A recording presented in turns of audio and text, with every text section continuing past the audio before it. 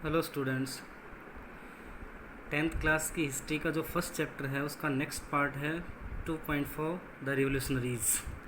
आइए क्रांतिकारियों के बारे में जानते हैं, किस तरीके से यूनिफिकेशन में यूरोप के अंदर उनका जो कंट्रीब्यूशन था वो देखा गया। चलिए स्टार्ट करते हैं आज की इस वीडियो को।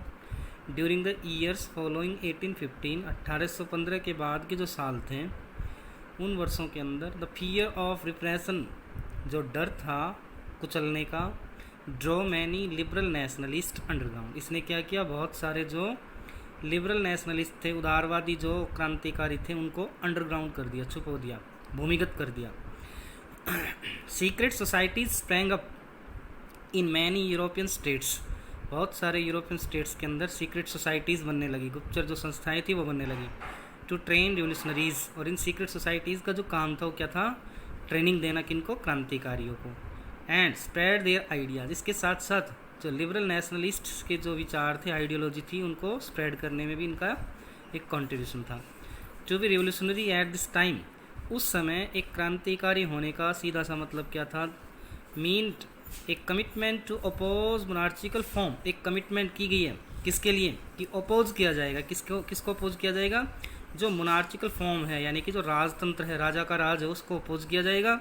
That had been established after the Vienna Congress, Vienna Congress के बाद जो मोनार्चिकल फॉर्म एस्टेब्लिश की गई थी उसको क्या किया जाएगा, अपोज किया जाएगा। And to fight for liberty and freedom, और इसके लिए किसके लिए, आज़ादी के लिए, स्वतंत्रता के लिए क्या करना होगा, एक स्ट्रगल करना होगा, इस चीज़ की कमिटमेंट की गई। यानी कि जो रिवोल्यूशनरीज थे उस समय उनका एक ही लक्ष्य था, एक ही टारगेट था कि मोनार्चिकल फॉर्म को अपोज किया जाए और इसके साथ साथ वहाँ पर डेमोक्रेसी और लिबर्टी एस्टेब्लिश की जाए। Most of these revolutionaries also saw the creation of nation state as a necessary part of the struggle for freedom. अब उस समय के क्रांतिकारियों को अगर देखा जाए तो उन्होंने उस समय की जो परिस्थितियाँ थी उसके अकॉर्डिंग एक ज़रूरत महसूस की, किस चीज़ के लिए, एक स्ट्रगल किया जाए फ्रीडम के लिए। यानी कि नेशन स्टेट अगर एस्टेब्लिश करना है तो इसके लिए कंपल्सन किस चीज़ की है, कि हमें क्या करना होगा, स्ट्रगल करना होगा, किसके लिए, फ्रीडम के लिए। तो इस तरीके से हमने देखा जो डिफरेंट रिवोल्यूशनरीज थे उनकी जो आइडियोलॉजी थी एक नेशन स्टेट को एस्टेब्लिश करने में, वो क्या थी। चलिए नेक्स्ट जो पैराग्राफ स्टार्ट करते हैं।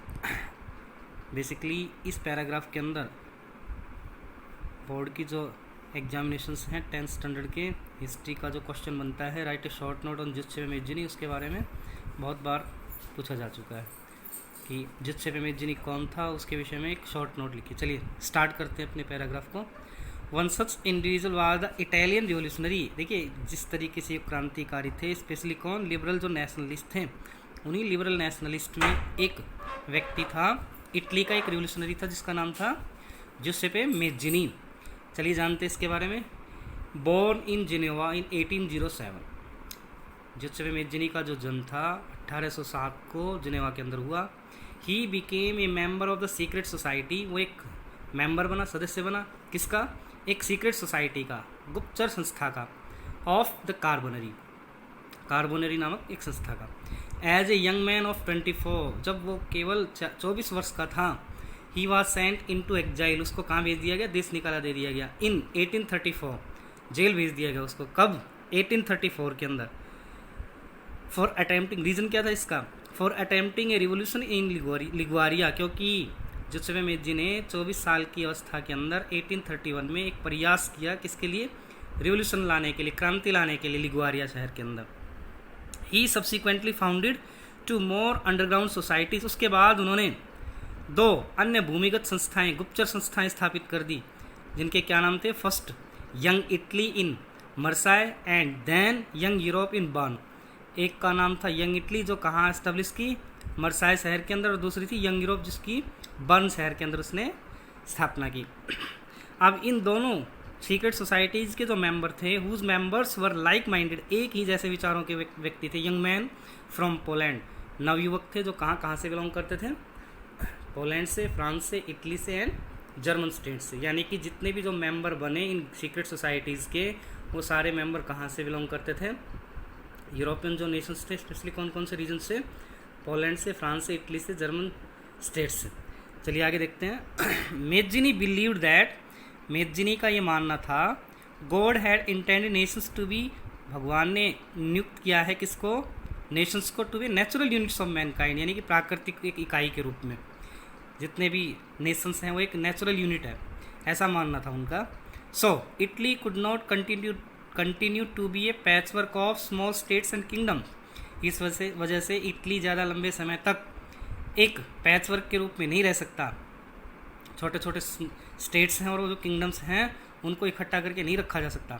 It had to be forced into a single unified republic within a wider alliance of nation, इसके लिए क्या करना होगा, एक सिंगल यूनिफाइड रिपब्लिक एस्टेब्लिश करनी होगी और बहुत सारे जो अलायंस हैं, नेशंस हैं, उनके बजाय।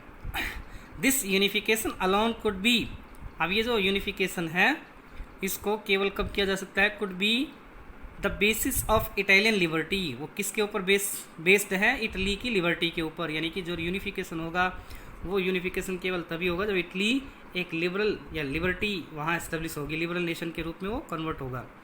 फॉलोइंग हिज मॉडल, उसके इस मॉडल को अपनाते हुए secret societies were set up in Germany, Germany के अंदर क्या हुआ, बहुत सारी गुप्तचर संस्थाएं स्थापित हुई, फ्रांस के अंदर, स्विट्जरलैंड के अंदर, पोलैंड के अंदर। मेजनीज रिलेंटनेस अपोजिशन टू मोनार्ची, मेजनी की जो नाराज़गी थी किसके खिलाफ, मोनार्चिकल फॉर्म के खिलाफ, and his vision of democratic Republic, और उसका जो दृष्टिकोण था एक डेमोक्रेटिक रिपब्लिक एस्टेब्लिश करने का, इसने क्या किया, फ्राइटन द कंजर्वेटिव्स, यानी कि जो रूढ़िवादी जो सरकारें थी उनको इस बात का भय हुआ कि अब उनकी जो सरकार है उनसे छिन जाएगी। मैटरनिक डिस्क्राइब हिम, अब मैटरनिक ने तो यहाँ तक उसको डिस्क्राइब कर दिया, किसको, जोसेफ मेजनी को, क्या है ये, the most dangerous enemy of our social order, हमारी सामाजिक परंपराओं का एक सबसे बड़ा दुश्मन है, कौन, मेजनी। मैटरनिक ने डिस्क्राइब किया, ये बताया कि जो जोसेफ मेजनी है वो जितने भी सोशल ऑर्डर उनका सबसे बड़ा एक दुश्मन है।